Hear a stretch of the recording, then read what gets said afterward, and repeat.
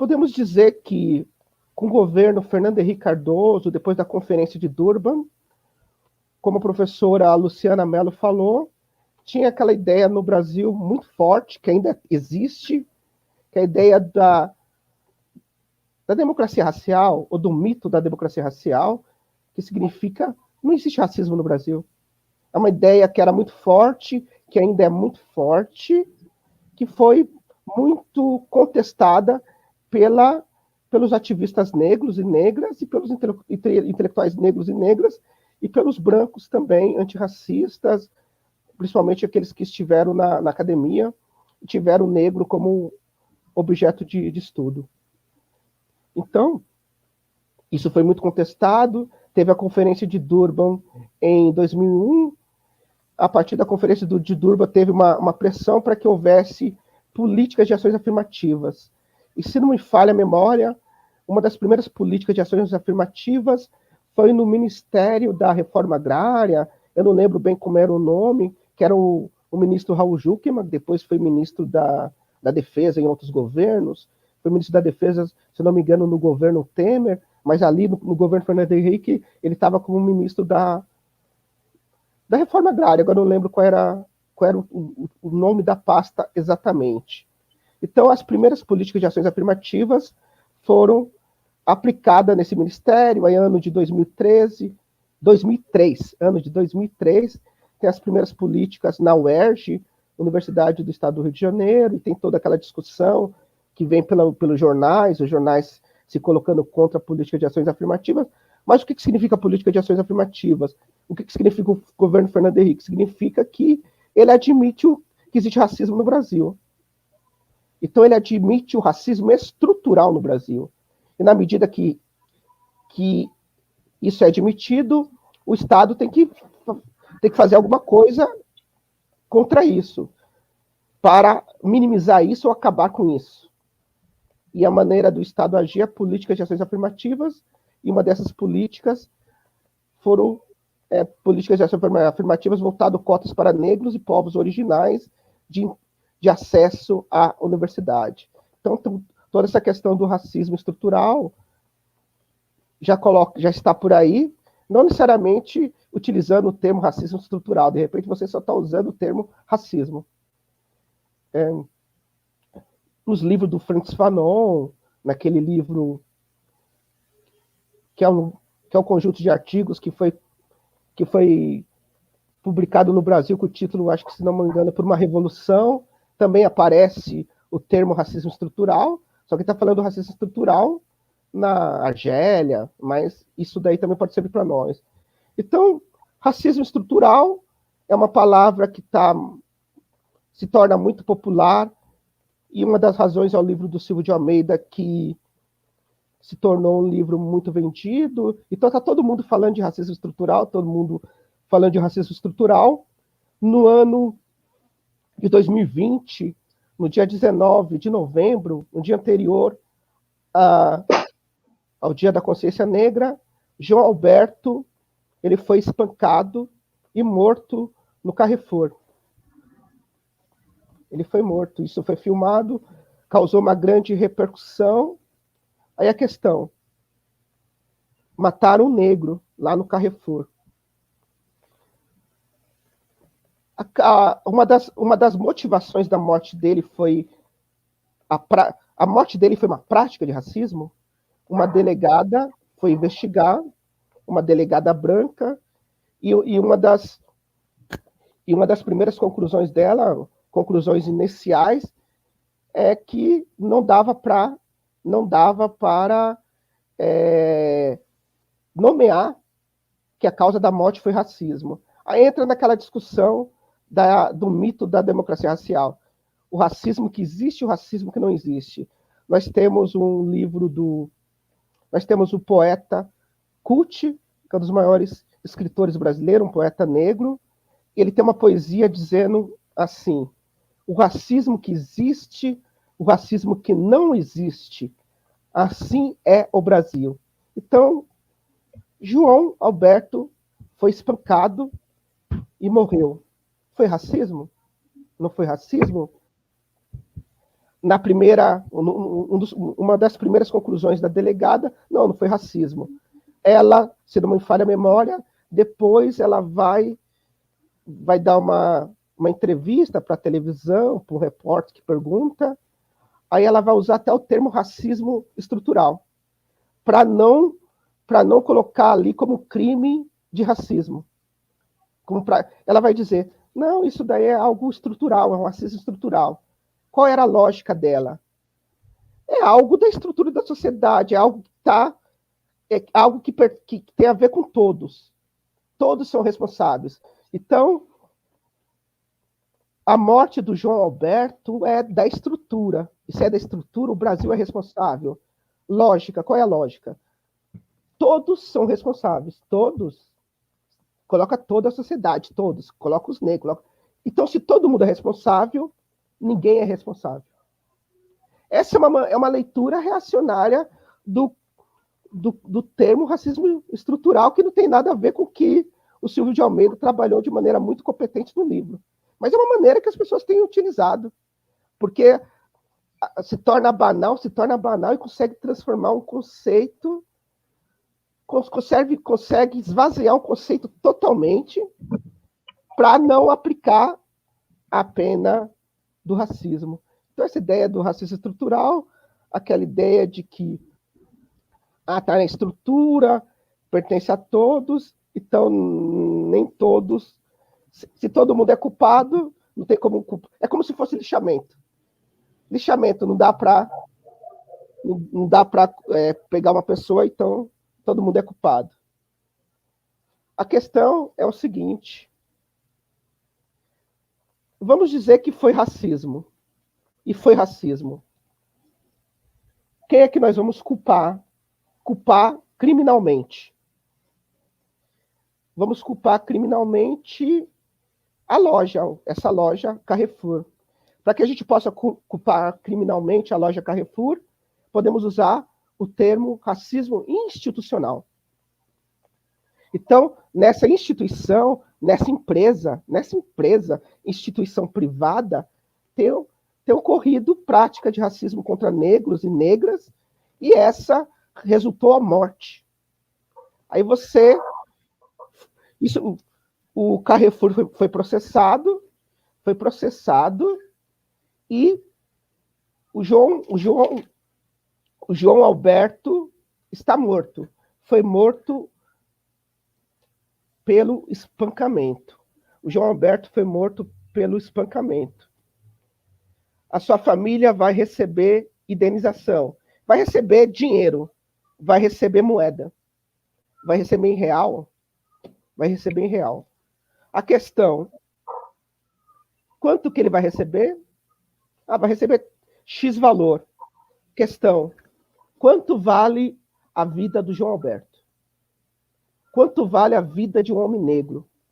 Quanto vale? Vai receber tanto. Isso vale? A questão é o seguinte: quanto vale a vida de um homem negro?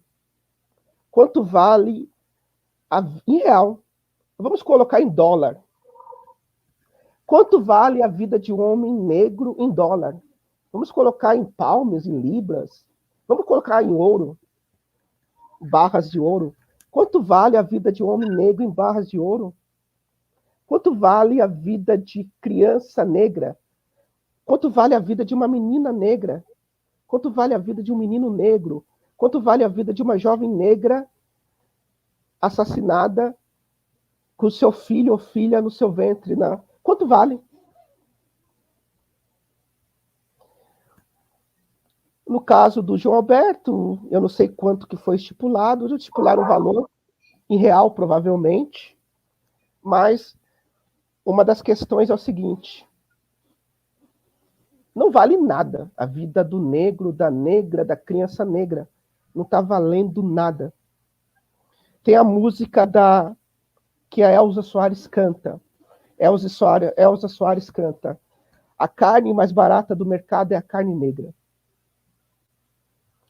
Isso é otimismo. Não.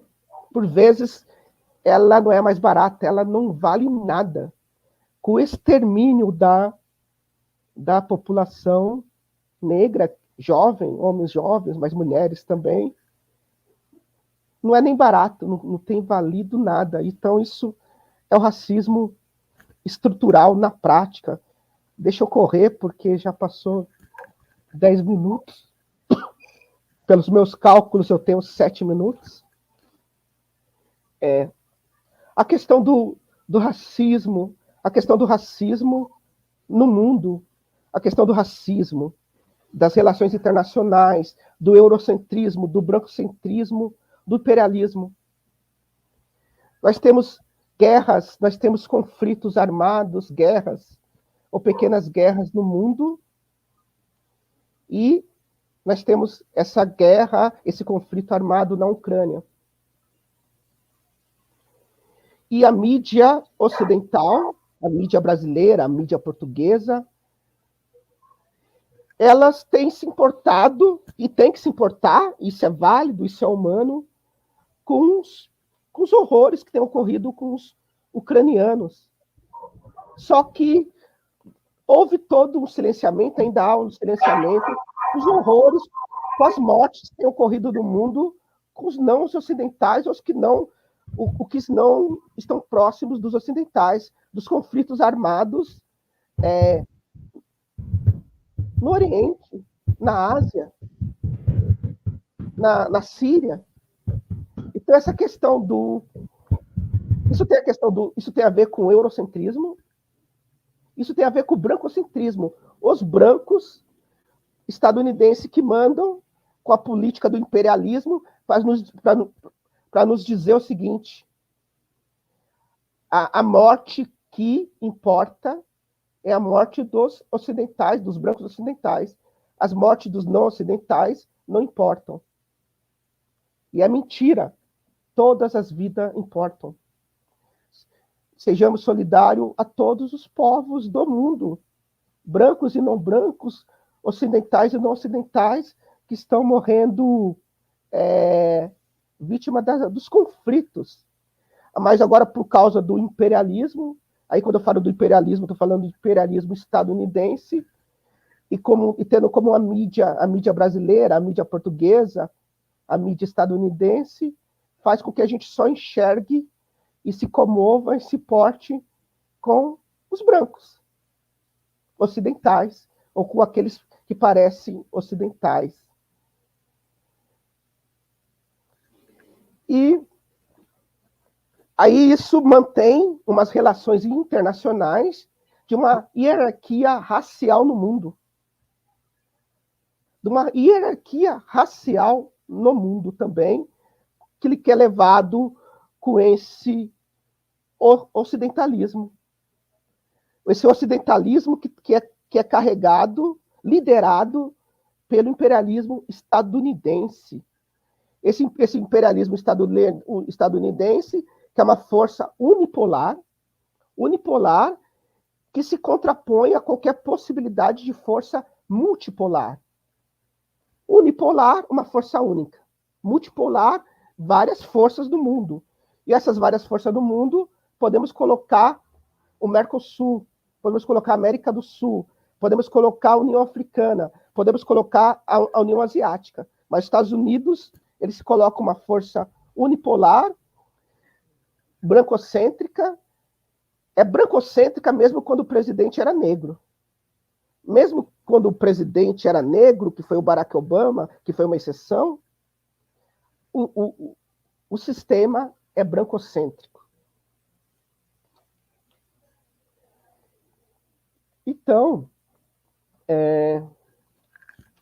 essa questão do racismo, do colonialismo, do imperialismo, eles estão em várias sociedades. E eles se relacionam com o capitalismo, com o neoliberalismo, nesse diálogo de relações internacionais. E voltando ao Brasil, como é que nós temos resolvido essa questão? Resolvido não. Quais são as propostas para o racismo estrutural, para o racismo institucional que tem aparecido no Brasil nos últimos tempos nos livros? Livros antirracista, que eu chamo livros antirracista de autoajuda. A questão do racismo no Brasil é estrutural, tem a ver com o capitalismo, tem a ver com o imperialismo, tem a ver com o neoliberalismo. E quais são as soluções que aparecem nos nossos livros antirracistas? A solução é você escrever um livro, que é o Manual Antirracista, Manuais Antirracistas, que dá conta do racismo pessoal. Você lê um livro de branquitude, vou pegar a minha área, você branco lê um livro sobre branquitude para deixar de ser racista. Muito bem. Ou você lê um livro antirracista, para além da branquitude, para deixar de ser racista. Como se fosse uma questão individual. Aí é uma solução para o brasileiro individual, enquanto ainda tem essa questão das relações internacionais, tem a questão do neoliberalismo, tem a questão do capitalismo.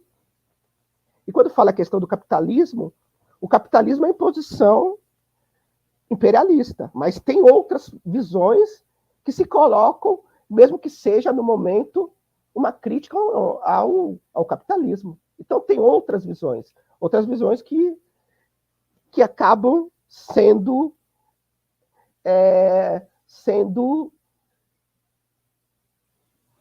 invisibilizadas e sendo sufocadas pela visão brancocêntrica, eurocêntrica e imperialista dos Estados Unidos.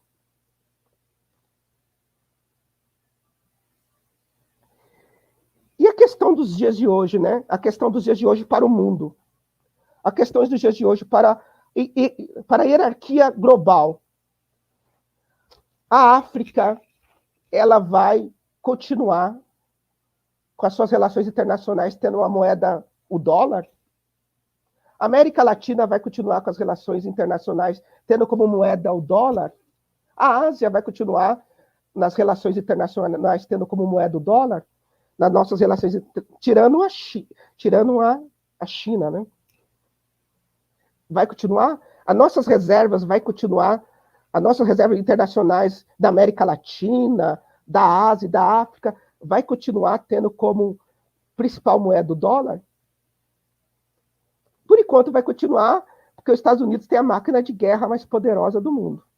Mas nós já sabemos que isso não funciona. E por que não funciona?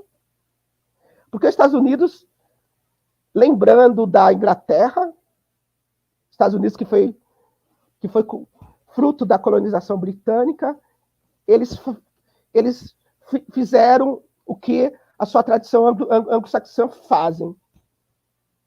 Se nós tiver alguma divergência, se os Estados Unidos tiver alguma divergência com algum país do mundo, ele pega as suas reservas internacionais em dólar. Ele pega. Ele não precisa nem não precisa dar nenhum tiro. Então, essa questão do racismo, do colonialismo, do neoliberalismo no Brasil, ela é muito mais ampla do que as soluções que nós temos colocado na literatura brasileira atual, que tem a ver muito com a questão do racismo pessoal e até o racismo estrutural, que nós já até falamos do racismo estrutural, nós estamos usando só como palavra até para não utilizar a prática de racismo como foi feita por essa delegada que conseguiu pegar o conceito de racismo estrutural e esvaziá-lo.